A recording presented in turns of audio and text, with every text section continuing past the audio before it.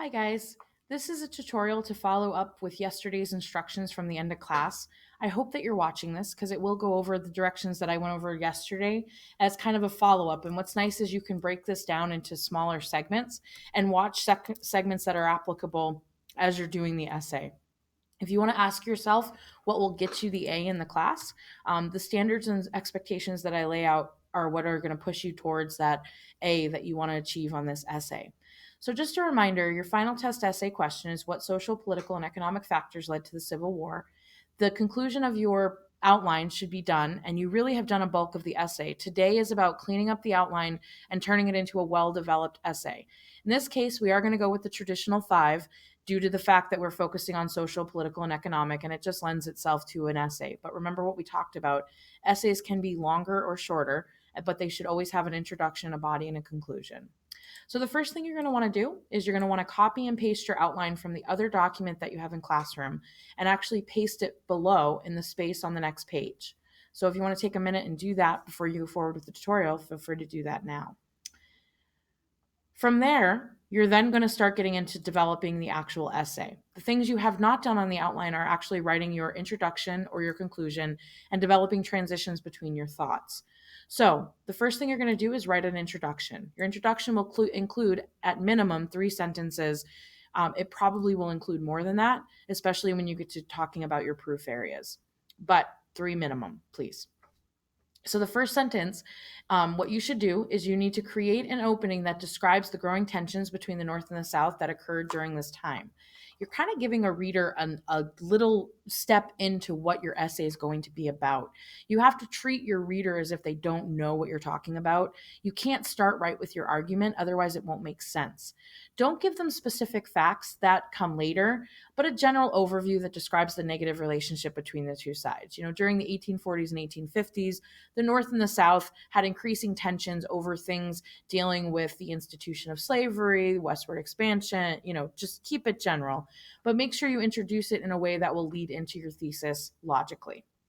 Then from there, you create your thesis statement. Remember, you should have already done this on the outline, but if you didn't, you need to create it. It's based on the question. So you would say there are many social, political, and economic factors that led to the Civil War in the United States. We want to make sure we put the place of what we're talking about.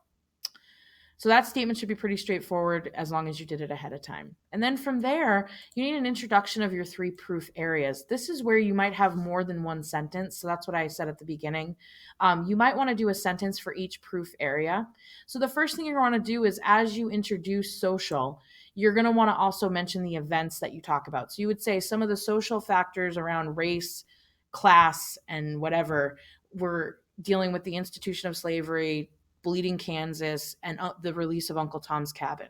So in your sentence, you have to define the word and then introduce the topics that are going to be in your essay later.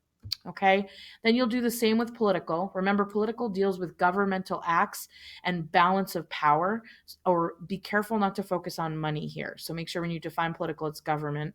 And then economic is the institution of how money is made. So the economies of the North and the South, the idea of like the Fugitive Slave Act impacting the economy, just keep that in consideration. If you're struggling with the meanings, use dictionary.com to help you before you introduce the events. So each sentence should have a definition for social and then the 3 events. Then the definition, another sentence about defining political and then the 3 events. And then defining economic and the 2 events that you're talking about. Okay? And that will be the conclusion of your introductions paragraph. Then you need to create 3 distinct body paragraphs. The importance of this is you've actually done most of the work. What you're doing now is cleaning it up. The first thing, after cleaning it up, there should be 3 paragraphs. Make sure you only indent once for social, once for political, and once for economic. And that is really, really important. I know they're going to be big paragraphs, but that's okay. So after your introduction, make sure it should only be indented 5 times. You want to go through and look at after all your specs. Do you have all your citations with your in-text citations of the titles of the documents that you got stuff from? Then you also want to make sure that you transition between topics. So transitioning means when you switch from, for instance, going from a B analysis to a C statement, you need to make sure you create a transitional word or phrase that clearly creates a logical flow from one idea to the next. This is the kind of stuff that will get points off for Comp 3 if you don't follow that trend. And finally, for your body paragraphs, you have created your introduction sentence, which is Roman numeral 2, Roman numeral 3, and Roman numeral 4. But now don't forget to close the paragraph either. You should never end with an analysis statement. You need a closing sentence for each body paragraph. You can create one that leads to the next paragraph. You can just create one that creates a, overall social factors led to the Civil War. There were political factors as well. And then I would start the political paragraph. Okay. So just make sure to do that. And then finally, for your conclusion, it should be a 3-sentence conclusion. To the point, you're just summing up your final thoughts. Restatement of the proof areas, dealing with social, political, and economic. You don't need to rename the events here. You can simply just rename the factor areas and think about your definitions from your introduction to help you. You need to restate the main idea of the thesis. Oftentimes, students will copy and paste the thesis and make that part of their closing. That shouldn't happen. You need to restate the main idea, but not the actual word for word thesis. And then finally, you need a closing thought as kind of like how this information you just talked about worsened the relationship between the North and the South and how that ultimately led to war.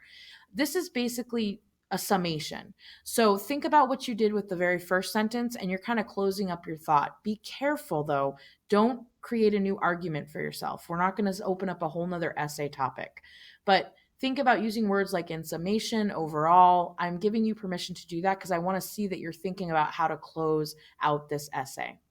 So all of this information, you literally can start typing on the next page, copying and pasting your outline, and that will get you ready for the essay. Good luck. Email me if you have any questions.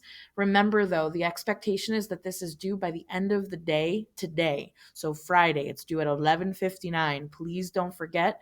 I will grade whatever you finish. So don't put ourselves in a situation where I'm having to take off points because you have not completed the task. Good luck and all the best.